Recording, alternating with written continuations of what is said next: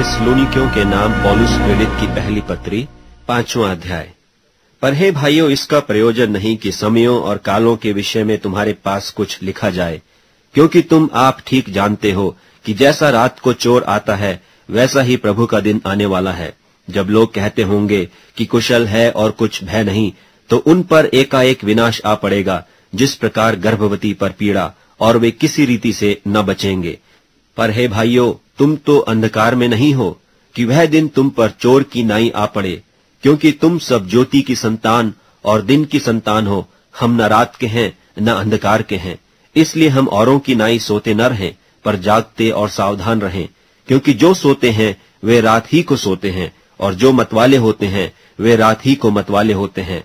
पर हम जो दिन के हैं, विश्वास और प्रेम की झिलम पहनकर और उद्धार की आशा का टोप पहनकर सावधान रहें।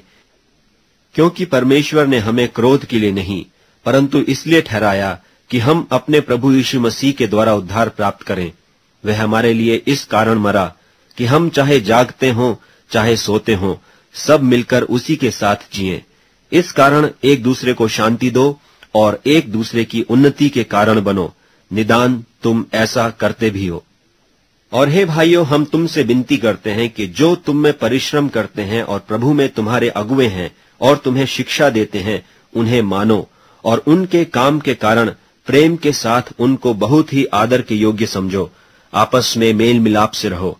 और हे भाइयों, हम तुम्हें समझाते हैं कि जो ठीक चाल नहीं चलते उनको समझाओ, कायरों को ढाढ़स दो, निर्बलों को संभालो, सबकी ओर सहनशीलता दिखाओ। सावधान, कोई किसी से बुराई के बदले बुराई न करे, पर सदा भलाई करने पर तत्पर रहो। आपस में और सबसे भी भलाई ही की चेष्टा करो। सदा आनंदित रहो, निरंतर प्रार्थना में लगे रहो, हर बात में धन्यवाद करो, क्योंकि तुम्हारे लिए मसीह यीशु में परमेश्वर की यही इच्छा है। आत्मा को न बुझाओ, भविष्यवाणियों को तुच्छ न जानो, सब बातों को परखो, जो अच्छी है उसे पकड़े रहो, सब प्रकार की बुराई से बचे रहो। शांति का परमेश्वर आप ही तुम्हें पूरी रीति से पवित्र करे, और तुम्हारी आत्मा और प्राण और देह हमारे प्रभु यीशु मसीह के आने तक पूरे पूरे और निर्दोष सुरक्षित रहें। तुम्हारा बुलाने वाला सच्चा है और वह ऐसा ही करेगा। हे भाइयों, हमारे लिए प्रार्थना करो। सब भाइयों को पवित्र चुंबन से नमस्कार करो।